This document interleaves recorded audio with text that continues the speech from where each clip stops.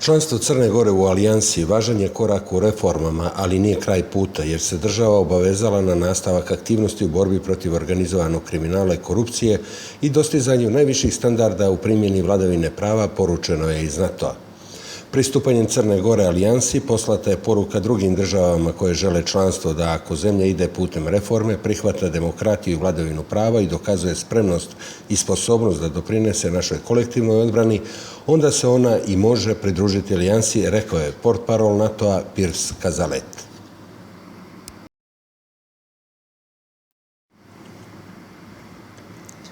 Potpredsjednik Sjedinjenih Američkih Država Mike Pence će iduće sedmice zvanično posjetiti Crnu Goru na poziv predsjednika vlade Duška Markovića.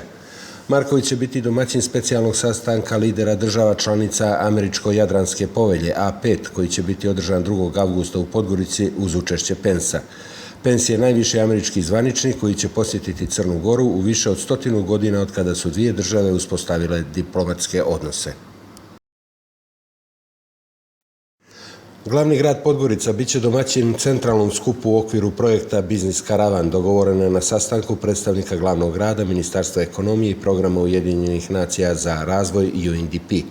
Na skupu koji je planiran za kraj godine očekuje se prisustvo preko 250 učesnika, otvorit će ga ministar ekonomije Dragica Sekulić i gradonačelnik Podgorice Slavoljub Stijepović.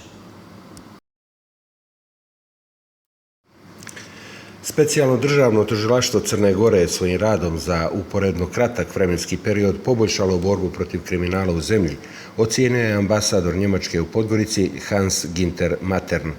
Mnogobrojne istrage dovele su do konkretnih rezultata i to je bolje nego što je bilo ranije, to priznaju i kritičari specijalnog državnog tužilaštva, kazao je Matern.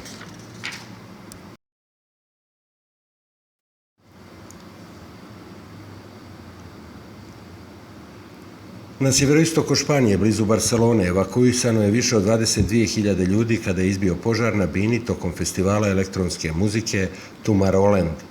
Vatrogasci su uspjeli da ugase požar u kome niko nije povrijeđen, navodi se u saopštenju vatrogasne službe.